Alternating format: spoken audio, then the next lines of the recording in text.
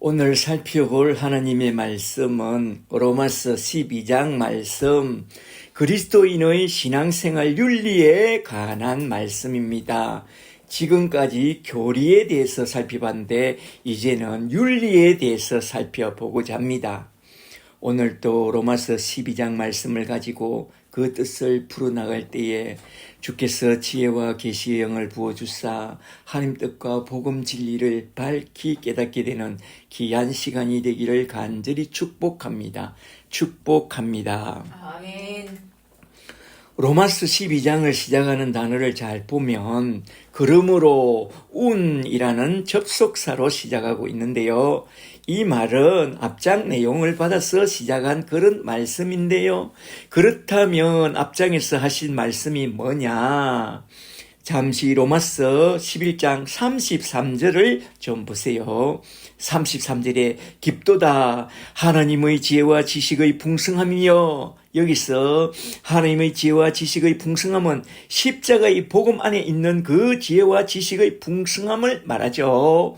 그의 판단은 헤아리지 못할 것이며, 말하자면 예수 십자가의 사랑은 우리가 감히 헤아리지 못하며 그의 길은 찾지 못할 것이로다. 십자가의 길은 인간으로서는 도무지 헤아릴 수 없는 그런 놀라운 구원의 길이라는 것입니다. 36절에 이는 모두 다 주에게서 나오고 주로 말미암고 주께로 돌아감이라. 오브 예수, 바이 예수, 포 예수, 그에게 영광이 세세에 있을지어다. 아멘. 아멘. 이렇게 로마서 11장 결론 말씀은 한마디로 말해서 십자가의 복음 안에 있는 하나님의 지혜와 하나님의 능력을 찬양한 그런 말씀으로서 이건 사도가 지금까지 쭉 설명해 온 그 위대한 구원의 복음 교리를 마무리하면서 하나님의 큰 구원 갱륜 교리를 찬양한 그런 말씀입니다. 그런 후에 12장으로 딱 넘어와서 그러므로 라는 단어를 써서 그 위대한 신앙 구원 교리에 합당한 그 중요한 신앙생활 윤리를 쭉 다루어 나가겠다는 그런 전환부호가 그러므로 라는 것입니다.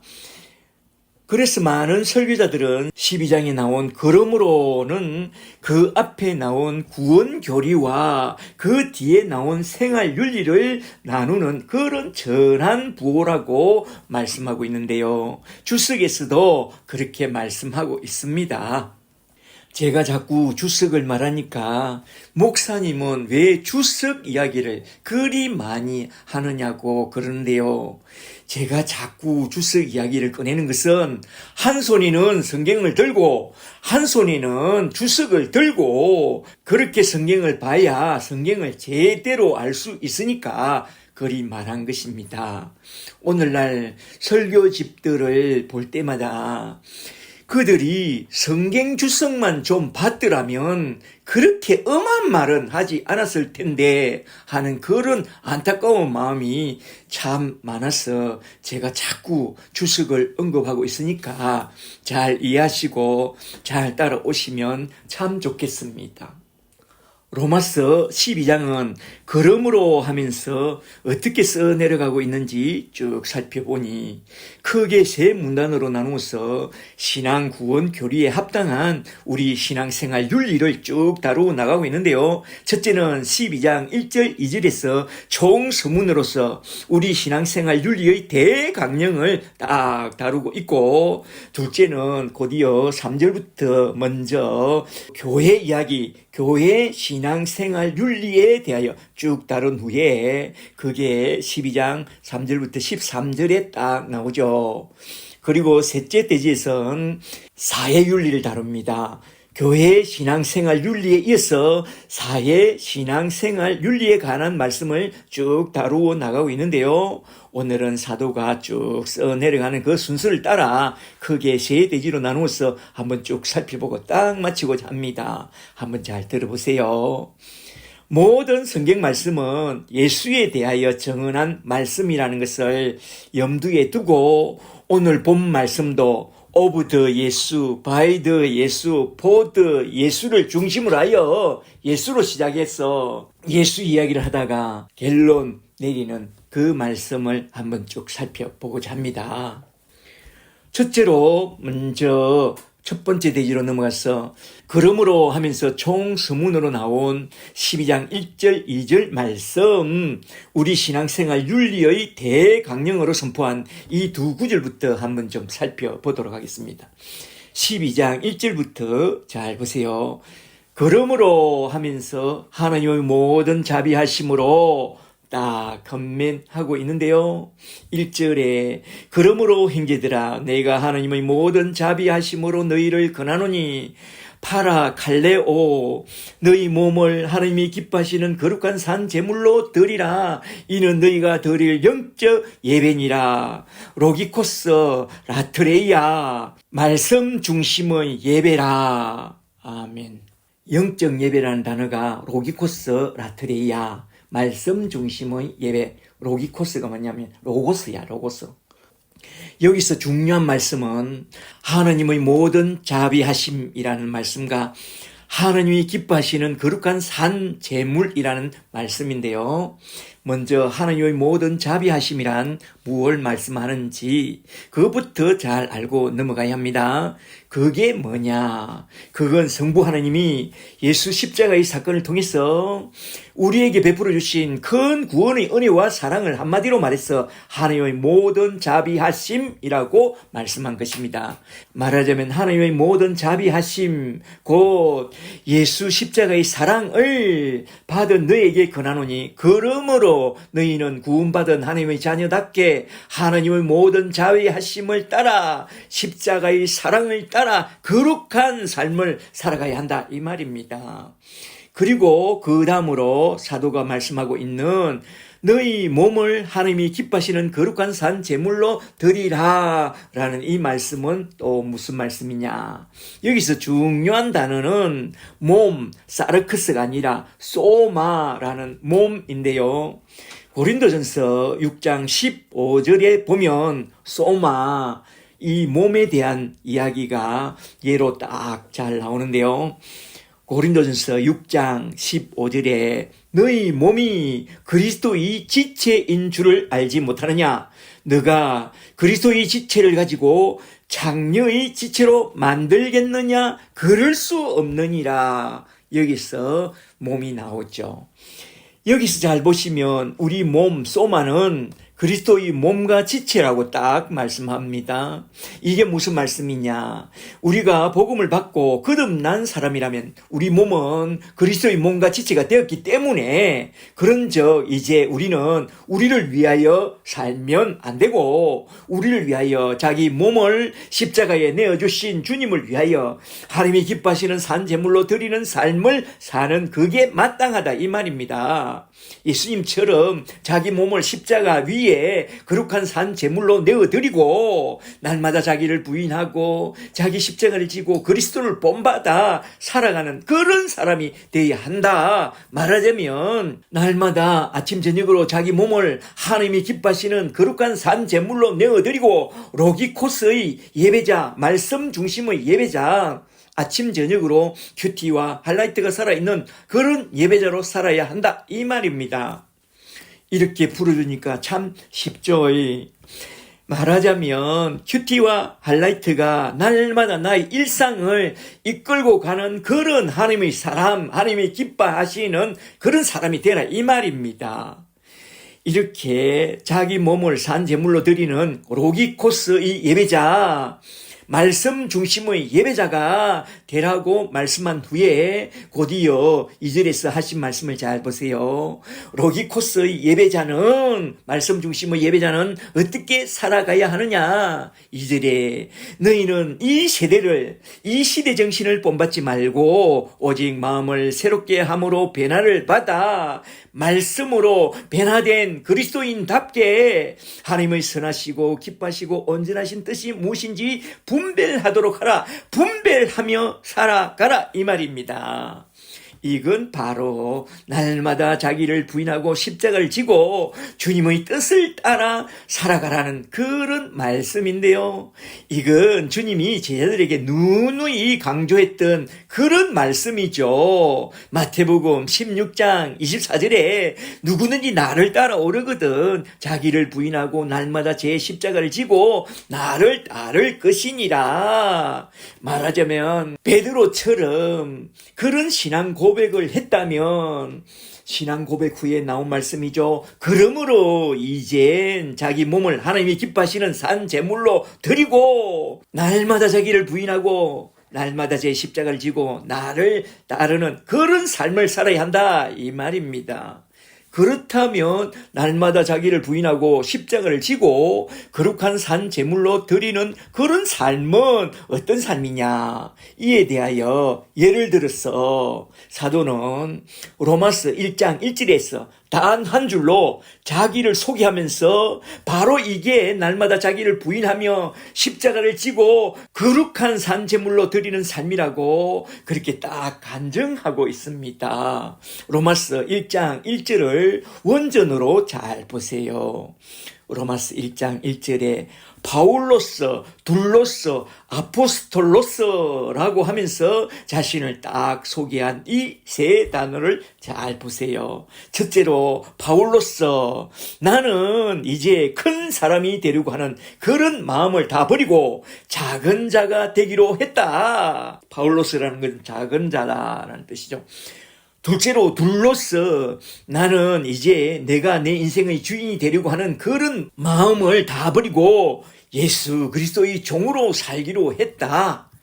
셋째로 아포스톨로서 나는 이제 나의 의를 자랑질하고 다니는 그런 사람이 아니라 나를 구원해 주신 우리 주 예수 십자가만 자랑하고 전파하는 그런 사람으로 살기로 했다 이겁니다. 이게 바로 날마다 자기를 부인하고 십자가를 지고 거룩한 산 제물로 드리는 그런 삶이라는 것입니다. 할렐루야. 어떻습니까? 저와 여러분은 구원받은 후에 그런 사람으로 바뀌었습니까?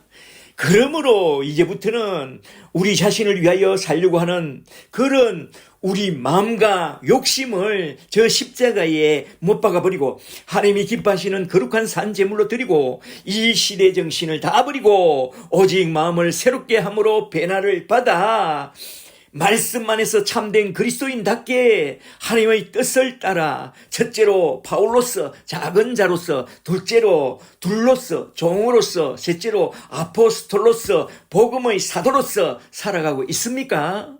예수님을 온전히 따르기로 결단했다면 작은 자로서 종으로서 복음의 사도로서 살아가게 되기를 주 이름으로 축복합니다.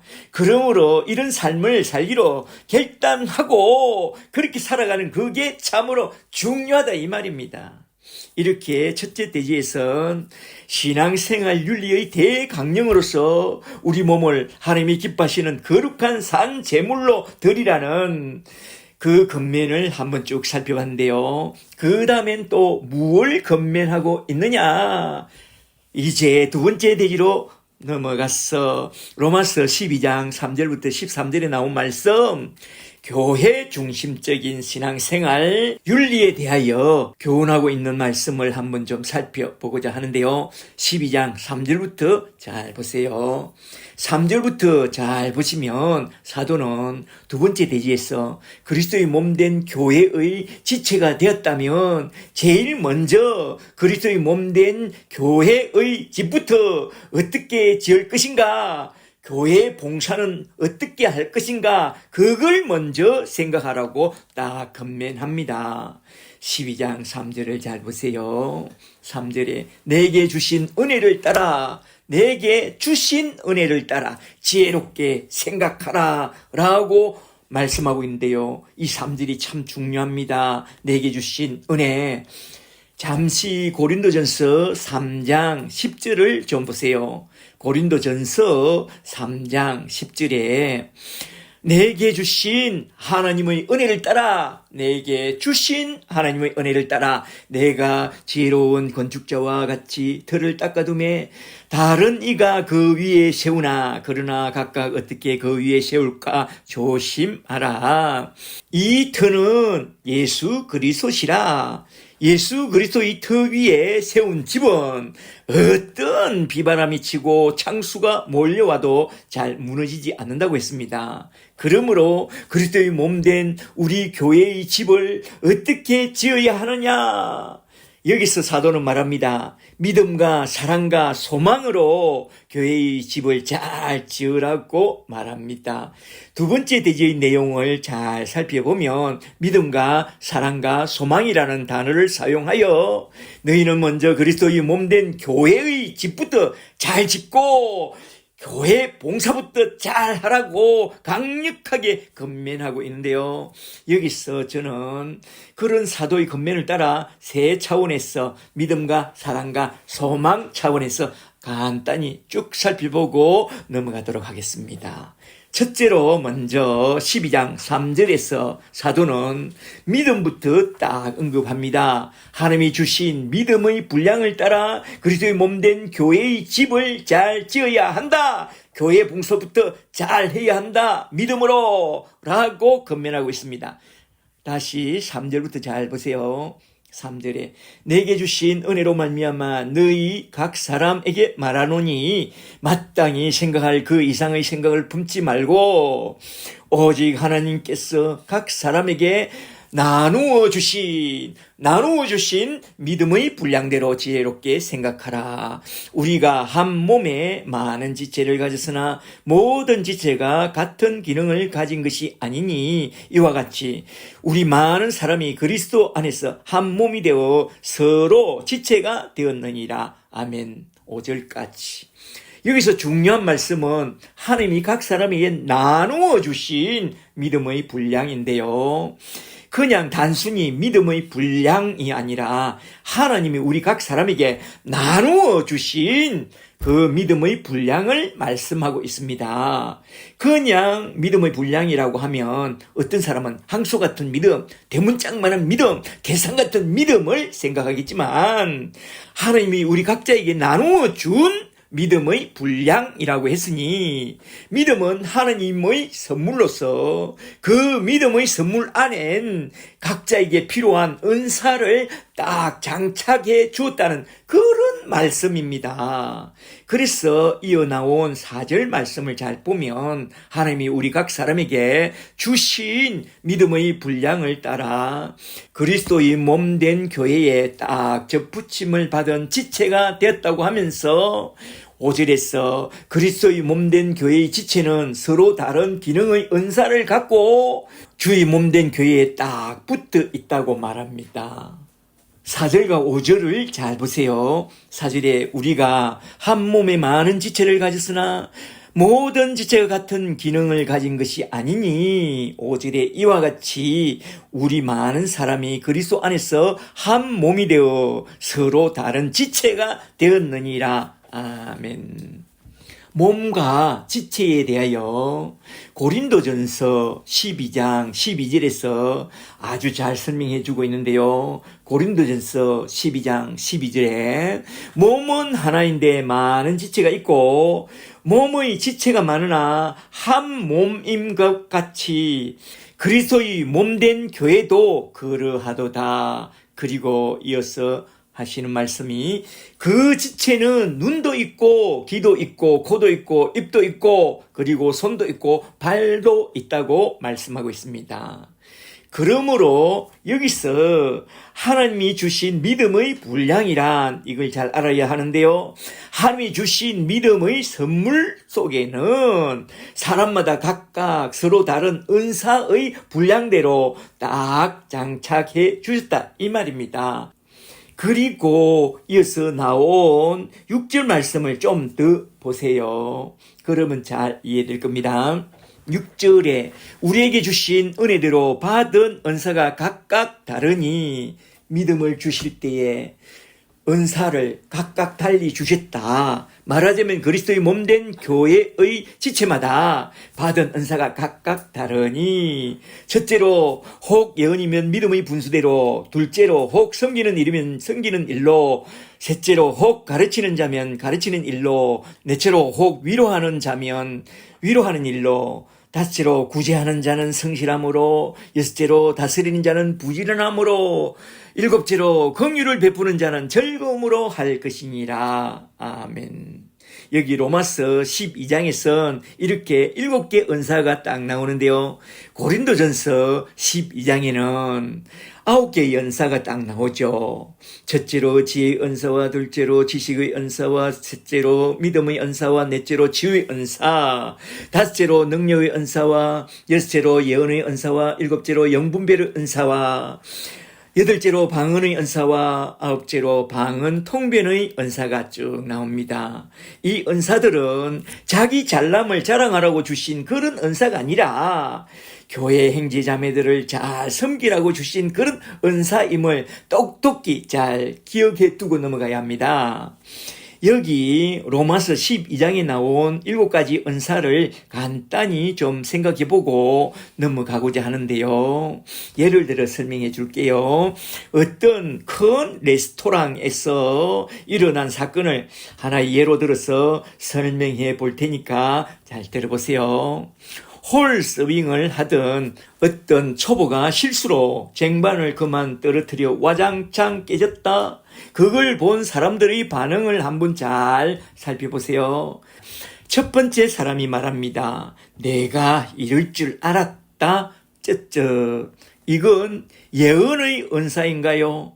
이게 예언의 은사라면 참 나쁜 은사이죠. 두 번째 사람은 말없이 빗자루를 가져와서 싹 치워줍니다. 이게 바로 섬김의 은사를 가진 멋있는 사람이죠. 세 번째 사람은 이런 실수를 했구나. 앞으로 이렇게 하면 참 좋아요. 이건 가르치는 은사라고 하죠. 네 번째 사람은 저 사람 집에 뭐 문제가 있나? 나중에 잔잔 사주면서 개인 사정을 좀 물어보고 위로해 주어야 하겠다. 이건 위로와 상담의 은사이죠. 다섯 번째 사람이 말합니다. 그 깨진 값은 내가 변상해 드릴 테니까 너무 걱정하지 말아요. 이건 구제의 은사입니다. 여섯 번째 사람이 또 말합니다. 다 실수도 하고 뭐 그러는 거지 뭐. 우리 열심히 잘 해보자 한다면 이건 잘 다스리는 은사요. 리더십이죠.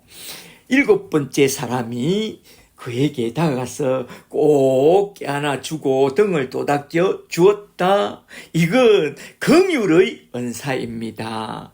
그렇다면 나는 어떤 은사를 가졌는가? 따뜻하게 위로하고 격려하는 그런 사람입니까? 아니면 분위기 썰렁하게 소리치는 그런 사람입니까? 받은 은사를 따라 좋은 분위기를 만들어 교회를 잘 섬기는 그런 사람들이면 참 좋겠습니다. 할렐루야. 아멘. 여기서 특히 한번 생각해보고 넘어가야 할 은사는 예언의 은사인데요. 여기서 말하는 예언의 은사란 무엇이냐? 저 용산에 내려온 멧돼지가 온 천하를 어지럽히지만 올해 안에 탄핵되고 저 철장 우리 속에 던져질 것이라고 두 사람이 예언했대요. 첫째는 맹태군 씨요. 둘째는 유시민 씨래요. 한 사람은 무당의 기질로 예언했고 한 사람은 고도의 지성의 빅뱅이 일어나가지고 예측했어 말했는데요. 그들이 예언한 대로 지금 그렇게 되어가고 있는 것 같아요. 그러나 로마서에서 말하는 은사는 그것과 전혀 다릅니다. 여기 로마서 12장과 고린도전서 12장에서 말하는 예언의 은사란 맡을 예, 말씀은으로서 하나님의 말씀을 맡아서 전하는 은사를 예언의 은사라고 해요. 세상에서 말하는 은사와 성경에서 말하는 은사는 전혀 다릅니다. 그래서 고린도전서 14장을 보면 자기 덕이나 세우는 방언의 은사보담도 교회의 덕을 세우는 예언의 은사, 하나님의 말씀을 맡아서 잘 전해주는 예언의 은사가 더 중요하다고 말해요. 구약 선지자들도 신약 사도들도 다 하나님의 말씀을 맡아서 전했던 그런 사람들이죠. 예언의 은사를 받은 사람들이죠. 우리가 복음을 맡은 자로서 교회의 덕을 세우는 그런 예언의 은사자들이 다 되시기를 주 이름으로 축복합니다. 그리고 둘째로 사랑입니다. 사랑으로서 교회의 집을 잘 지으라. 교회의 봉사를 잘 하라고 딱 권면하고 있는데요. 12장 9절부터 잘 보세요. 9절에 사랑에는 거짓이 없나니 악을 미워하고 선에 속하라. 형제를 사랑하여 서로 우애하고 존경하기를 서로 먼저 하며 부지런하여 게으르지 말고 열심을 품고 주를 섬기라. 아멘. 여기서 사도가 말씀하고 있는 사랑이란 무엇을 말하느냐? 십자가의 사랑을 말하죠. 요한복음 13장 34절을 보면 새 계명을 너희에게 주노니 서로 사랑하라. 내가 너희를 사랑한 같이 서로 사랑하라. 내가 너희를 어떻게 사랑했죠? 십자가에서 너희를 위해서 내 몸을 다 내어준 것처럼 너희도 서로 그런 십자가의 사랑으로 사랑하라 이 말입니다. 십자가의 사랑. 십자가의 사랑 안에 들어온 사람은 누구나 다 그리스도의 몸된 교회의 지체요 형제 자매가 되었기 때문에 거짓 없는 사랑으로 악을 미워하고 선에 속하며 형제를 사랑하며 서로 우애하고 서로 존중해 주고 부지런하여 열심을 품고 주를 잘 섬기고 또 서로 잘 섬기는 그런 사람이 되라 이 말입니다. 고린도전서 12장 31절을 잘 보면 로마서 12장도 은사를 이야기하고 고린도전서 12장도 은사를 이야기하는데 너희는 은사를 사모하되 더욱 큰 은사를 사모하라고 말씀한 후에 13장으로 딱 넘어가서 더욱 큰 은사란 사랑의 은사라고 해요. 고린도전서 13장 1절부터 잘 보시면 고린도전서 13장 1절에 내가 사람과 천사의 말을 하는 방언의 은사를 가지고 있을지라도 사랑이 없으면 아무 소용이 없고 내가 예언의 은사와 모든 비밀을 아는 지식의 은사를 가지고 있을지라도 사랑이 없으면 교회에 아무런 유익을 줄 수 없으니 그러므로 무엇보다도 더 큰 은사인 사랑의 은사를 딱 받으라고 그렇게 말씀하고 있습니다.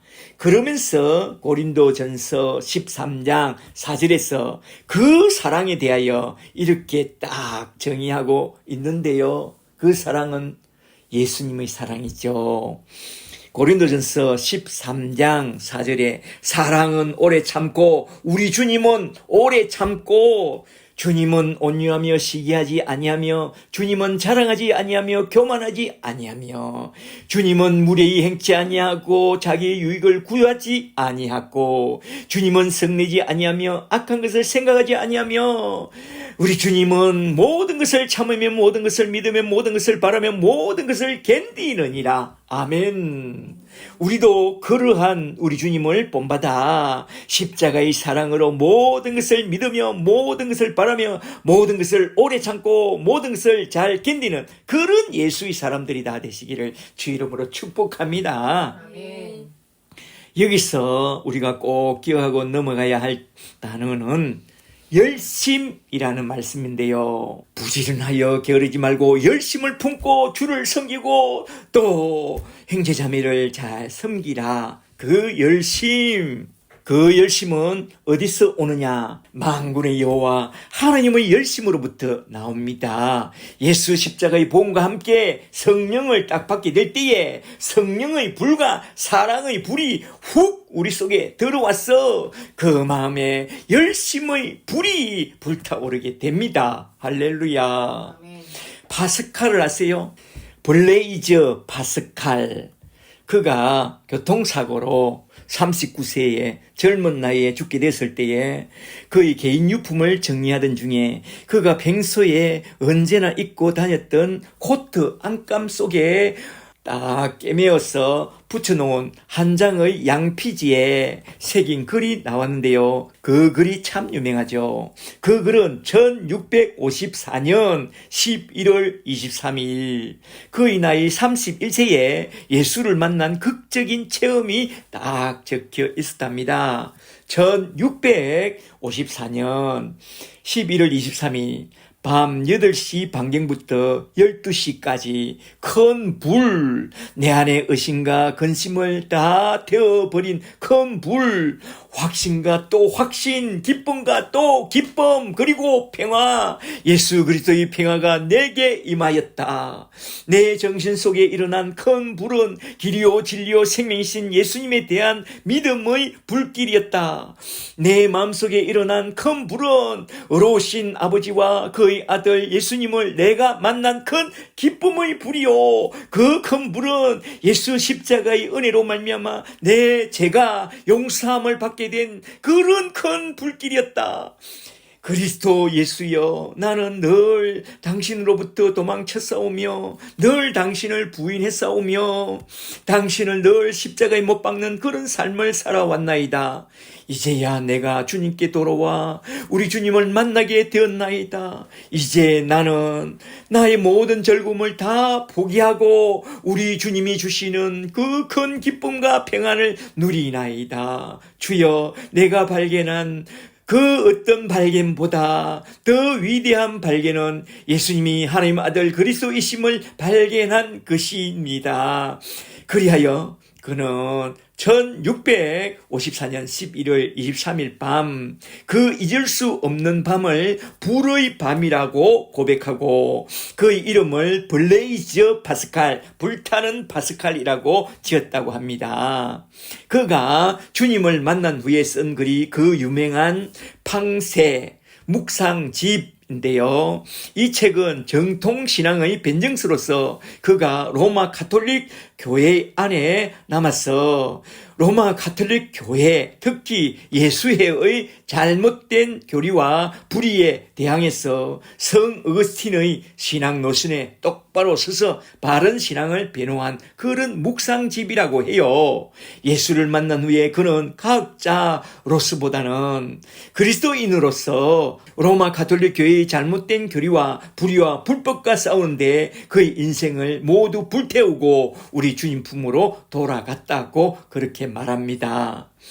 진실로 예수를 만나게 된 그런 거듭난 사람은 블레이즈 파스칼처럼 예수 십자가의 증인으로서 열심의 불꽃이 되어 먼저 주님의 교회부터 잘 섬기는 그런 자가 되어야 합니다. 할렐루야. 아멘. 그리고 셋째로 살펴볼 말씀은 소망입니다. 사도는 교회의 집을 소망으로 잘 지어야 한다, 소망으로 잘 봉사해야 한다고 권면합니다. 로마서 12장 12절부터 잘 보세요. 12절에 소망 중에 즐거워하며 환난 중에 참으며 기도에 항상 힘쓰며 성도들이 있을 것을 공급하며 손대접하기를 힘써라. 손대접하기를 힘쓰다가 부지 중에 천사들을 대접한 이들이 있었으니 그가 곧 믿음의 조상 아브라함이라. 그러므로 천국 소망 안에서 그리스도의 몸된 교회의 집을 함께 잘 지어가는 그런 아름다운 봉사자가 다 되었으면 참 좋겠습니다. 할렐루야. 그리하여 믿음과 사랑과 소망으로 우리 신앙의 집도 잘 짓고 우리 교회의 집도 잘 지어 바울을 통해서 로마서를 쓴 목적대로 첫째로 먼저 견고한 신자가 되고 둘째로 열매 맺는 아름다운 제자들이 다 되었으면 참 좋겠습니다. 그런데 이게 우리 힘과 능력으로 되느냐? No, 안 됩니다. 그래서 사도는 먼저 앞장에서 이신칭의 믿음과 성령부터 딱 받으라고 그렇게 말씀하신 것입니다. 성령을 받은 사람만이 영에 속한 일을 할 수 있나니, 교회를 온전히 섬기고 세우고 봉사할 수 있나니, 무엇보다도 먼저 우리는 예수 십자가의 온전한 복음과 함께 성령부터 딱 받고 늘 성령의 인도를 따라 날마다 자기를 부인하고 십자가를 지고 자기 몸을 산 제물로 드리고 성령이 부어주시는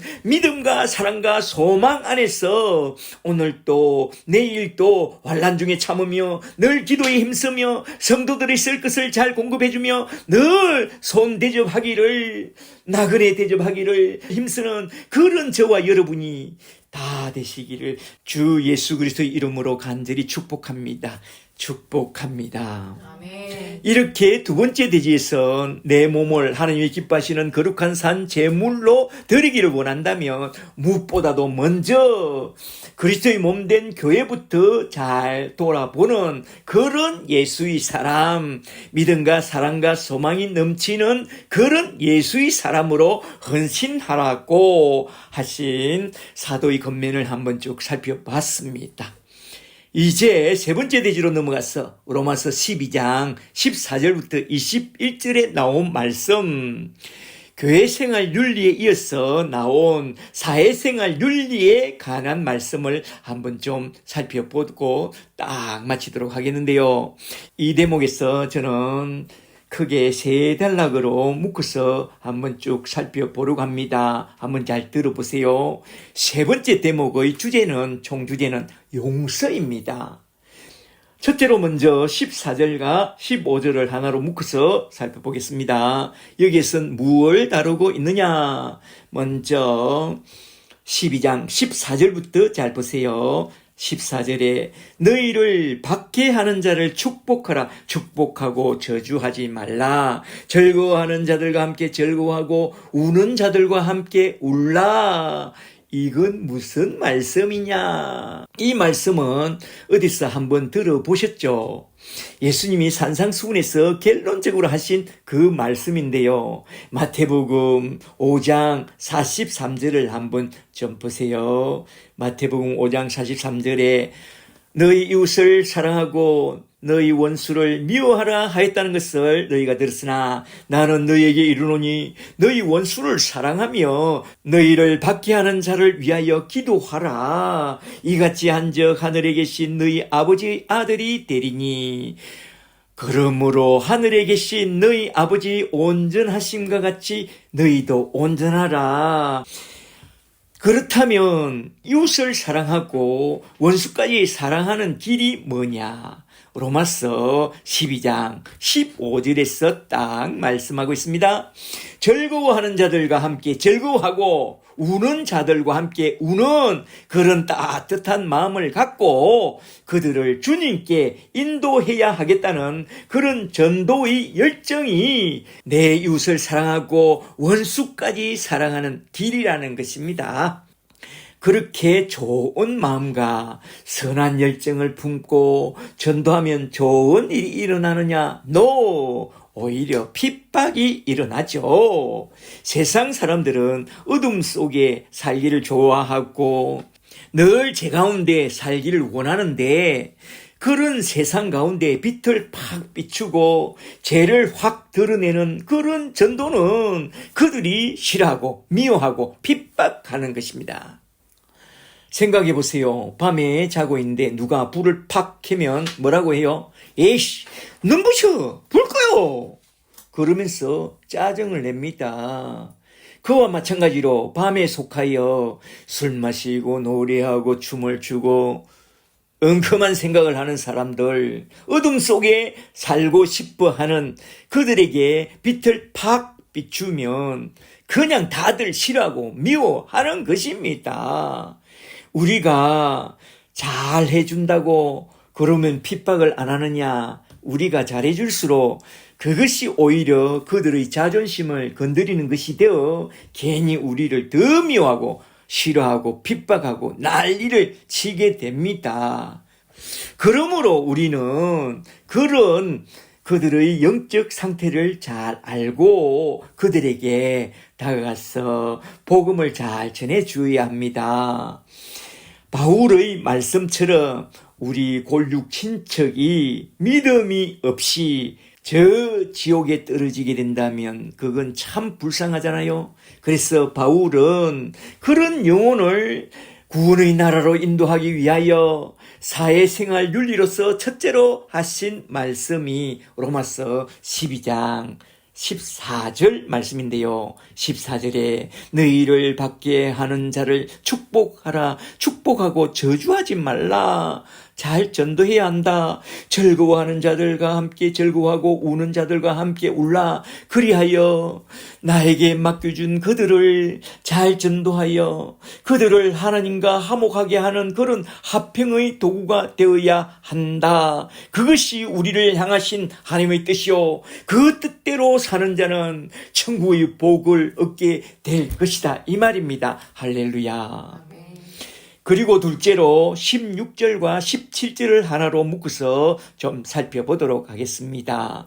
16절부터 잘 보세요. 여기선 무엇을 말씀하고 있죠? 16절에 서로 마음을 같이 하며 높은 데 마음을 두지 말고 도리어 낮은 데 처하며 스스로 지혜 있는 채 하지 말라. 아무에게도 악을 악으로 갚지 말고 모든 사람 앞에서 선한 일을 도모하라. 말하자면 전도 준비를 잘 하라 이거죠. 마음을 높은 데 두지 말고 마음을 낮추고 온유함과 겸손함으로 살아가는 그게 지혜 있는 자라고 하는데요. 마음을 낮추고 온유하고 겸손한 사람은 어떤 상황 속에서도 잘 상처받지 않습니다. 그러나 마음을 높은 데 두고 사는 교만한 사람은 범사에 상처를 딱딱 잘 받게 됩니다. 나는 어떤 사람입니까? 상처 잘 안 받습니까? 겸손한 사람입니다. 상처가 자꾸 됩니까? 교만한 사람입니다. 그러므로 우리 전도자들은 자기 마음을 낮추고 온유하고 겸손한 마음으로 살아야 합니다. 그러면 별 볼일 없는 놈이 좀 건방을 떨어도 그걸 잘 받아주게 되고 잘 전도할 수 있게 됩니다. 물론 우리가 마음을 낮추고 겸손한 마음으로 산다면 그런 우리를 이용하려는 사람들이 종종 있습니다. 그럴 때는 우리는 어찌 해야 하느냐? 우리 주님이 산상수훈에서 교훈하신 그 말씀을 따라 오리를 가게 하거든 심리를 가지고 겉옷을 달라고 하면 속옷까지 다 내어주고 거저 받았으니 거저 다 내어주고 그들의 마음을 얻어서 사람을 낚는 업으로 척척 살아가면 됩니다. 그리고 이어서 17절에서 사도가 하신 말씀을 따라 아무에게도 악을 악으로 갚지 말고 모든 사람 앞에서 선한 일을 도모하며 사람을 낚는 업으로 살아가라 이 말입니다. 잘 아시겠어요? 아멘. 사회생활 윤리는 전도 윤리입니다. 베드로전서 3장 9절에서 베드로는 이렇게 딱 건면하고 있습니다. 베드로전서 3장 9절에 악을 악으로 욕을 욕으로 갚지 말고 도리어 복을 빌라. 이를 위하여 너희가 부르심을 받았으니 이는 복을 이어받게 하려 함이니라. 복을 전해주는 복의 근원이 되라 이거죠. 그래서 바울은 로마서 12장 18절에서 이렇게 딱 건면한 것입니다. 12장 18절에 할 수 있거든 너희로서는 모든 사람과 더불어 화목하라 피스메이커가 되라. 이게 복을 빌어주는 길이요 복을 나누어 주는 길이다 이겁니다. 할 수 있거든 모든 사람과 더불어 화목할 수 있느냐? 너희가? No, 할 수 없습니다. 빛과 어둠이 어찌 함께하며 믿는 자와 믿지 않는 자가 어찌 화목할 수 있느냐고 사도께서 그렇게 말해놓고선 여기서 왜 할 수 있거든 모든 사람과 더불어 화목하라고 했느냐? 이건 도대체 무슨 말씀이냐? 이건 바로 기독교인의 사회 신앙생활 윤리로서 그들과 화목할 수 있는 복음부터 잘 전하라는 그런 말씀입니다. 행간의 뜻을 잘 읽어야 합니다. 사도는 사회생활 윤리를 모두 다 전도와 이렇게 딱 연결해서 말씀하고 있다는 것입니다. 잘 생각해 보세요. 타락한 아담의 군상들은 그들 속에 있는 죄로 말미암아 이웃과 막힌 담이 생긴 후로 절대로 이웃과 화목할 수가 없습니다. 가인과 아벨을 잘 생각해 보세요. 화목이 됩니까? 이웃과 더불어 화목하려면 먼저 우리 속에 있는 그 죄부터 딱 해결해야 합니다. 그리하면 죄의 담이 무너지게 되면서 이웃과 더불어 화목할 수가 있습니다. 그러나 이는 우리 인간의 힘으로나 능력으로는 할 수 없습니다.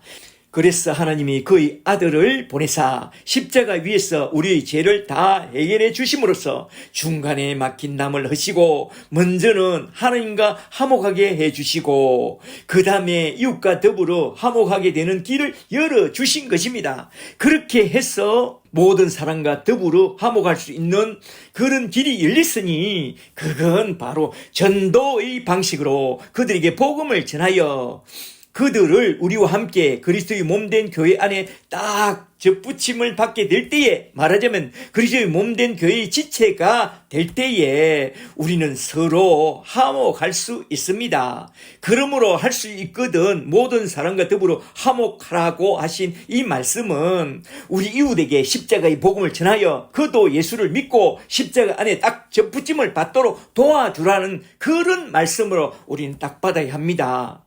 말하자면 사도가 여기서 할 수 있거든 너희로서는 모든 사람과 더불어 화목하라고 피스메이커가 되라고 하신 이 말씀은 예수 십자가의 복음의 전달자가 되라고 하신 그런 말씀으로 받고 그런 십자가의 전달자가 되는 복음의 사람과 예수의 사람들이 다 되시기를 주 예수 그리스도의 이름으로 간절히 축복합니다. 아멘. 그리고 셋째로 12장 19절부터 끝절까지 하나로 묶어서 한번 쭉 살펴보고 딱 마치도록 하겠습니다. 여기서도 전도 차원에서 이 구절을 잘 보세요. 19절에 내 사랑하는 자들아 너희가 친히 원수를 갚지 말고 하나님의 진노하심에 맡기라. 기록되었으되 원수 갚는 것이 내게 있으니 내가 갚으리라고 주께서 말씀하셨느니라. 20절에 너희 원수가 줄이거든 먹이고 목마르거든 마시게 하라. 그리함으로 너가 숯불을 그 머리에 쌓아 놓으리라. 악에게 지지 말고 선으로 악을 이기라. 말하자면 그런 멋있는 전도자가 되라 이 말입니다. 여기서 결정적인 단어는 원수 갚는 것을 주께 맡기라는 이 말씀인데요. 원수가 지랄지랄 하거든 두고 보자 하지 말고 바울처럼 하나님이 너를 치시리로다 하고 돌아서서 주님께 다 맡겨버리라는 것입니다. 저 못된 사람의 버릇을 내가 딱 고쳐주겠다고 그러지 말고 내 버릇도 내가 못 고치는데 우리가 누굴 고쳐줍니까? 그냥 저 못된 놈은 우리 주님께 다 맡겨버리시고 그가 남편이든지 아내이든지 자식이든지 그게 목사이든지 교인이든지 그냥 주님께 다 맡겨놓고 그저 그냥 기도하는 것입니다.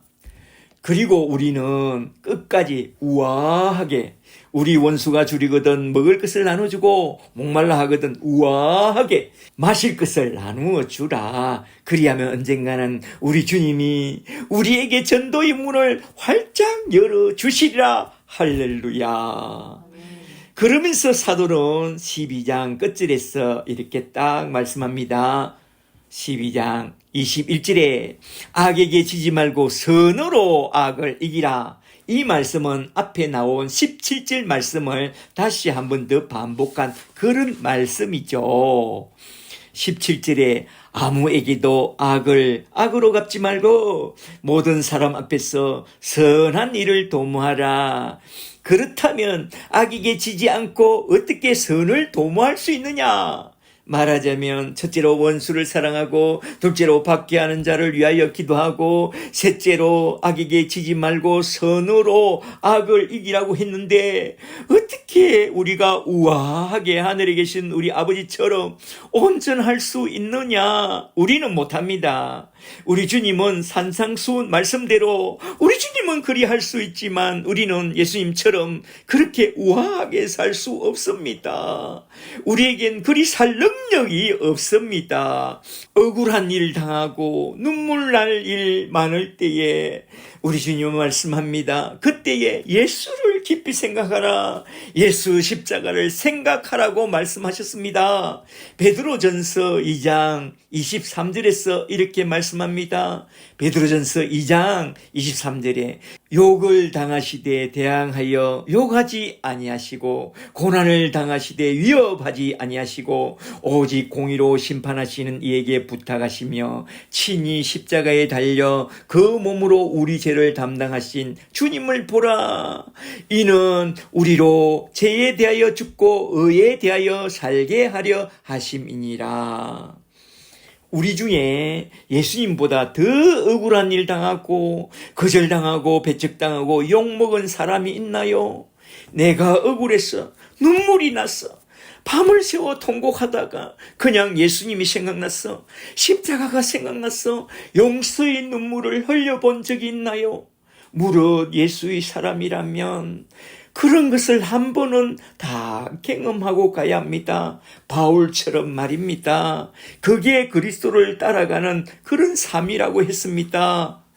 주님은 우리를 너무나도 잘 압니다. 주님은 첫째로 우리가 내 원수를 사랑하며 나를 핍박하는 자를 위하여 기도할 수 없다는 것을 잘 아십니다. 주님은 둘째로 우리가 내 원수가 줄이거든 우아하게 먹이고 목마르거든 우아하게 마시게 할 수 없다는 것도 잘 아십니다.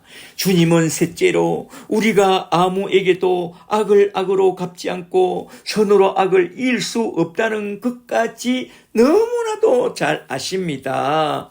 그래서 우리 주님은 마태복음 18장 22절에서 1만 달란트와 100데나리온 비유로 딱 교훈해 주셨습니다. 마태복음 18장에 보면 어떤 왕에게 1만 달란트 빚진 종이 있었다고 해요. 1만 달란트는 우리 인간의 힘으로는 도무지 갚을 수 없는 그런 엄청난 빚입니다. 전에도 한번 살펴봐서 잘 알겠지만 1만 달란트란 4,200조 달러래요. 우리 돈으로 42경입니다. 조가 아니라 경입니다. 그 종이 도대체 무엇을 잘못했기에 그런 어마어마한 빚을 졌을까요? 갱을 칠 정도로 빚을 졌을까요? 이건 비유입니다. 왕은 하나님이요. 그 종은 바로 우리라는 것입니다. 우리는 하나님께 갚아야 할 빚이 그렇게나 많다는 것입니다. 우리 인간으로서는 도무지 갚을 수 없는 그런 어마어마한 죄로 빚진 그런 자들이라고 말씀하고 있습니다. 그래서 시편 49편 7절에서 이렇게 말씀하고 있습니다. 시편 49편 7절에 아무도 자기 형제를 구원하지 못하며 그를 위한 속전을 하나님께 바치지도 못할 것은 그들의 생명을 속량하는 값이 너무나도 엄청나서 영원히 마련하지 못할 것임이라. 말하자면 42경의 돈을 도대체 어떻게 마련하느냐? 할 수 없다.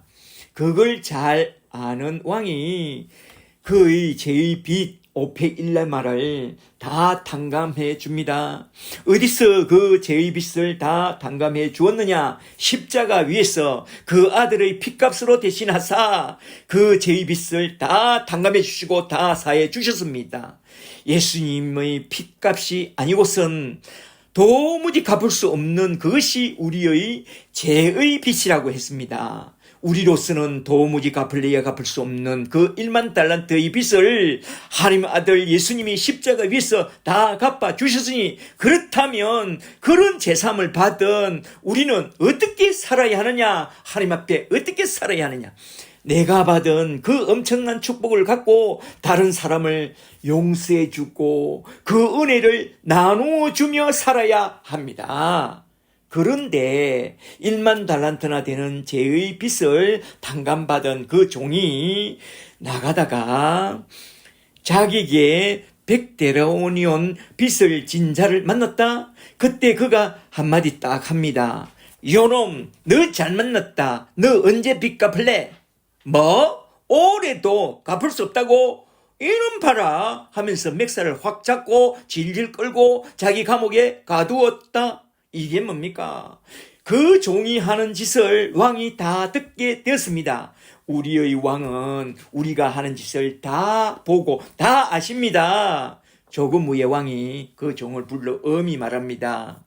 이 악한 종아, 너가 빌기에 나는 1만 달란트나 되는 너희 빚을 십자가에서 십자가의 은총으로 전부 다 사해주고 탕감해 주었거늘 너는 어찌하여 서너 달 품값도 안 되는 100데나리온의 빚을 당장 갚지 않는다고 그렇게 가난한 사람을 멸시하느냐? 이 작은 소자에게 한 것이 곧 내게 한 것이라고 한 말씀을 너는 들어보지 못하였느냐? 에라이 못된 놈아, 진실로 너는 악한 종이로다. 이놈을 당장 옥에 쳐 넣어라. 그러면서 왕이 딱 한마디 하고 마칩니다.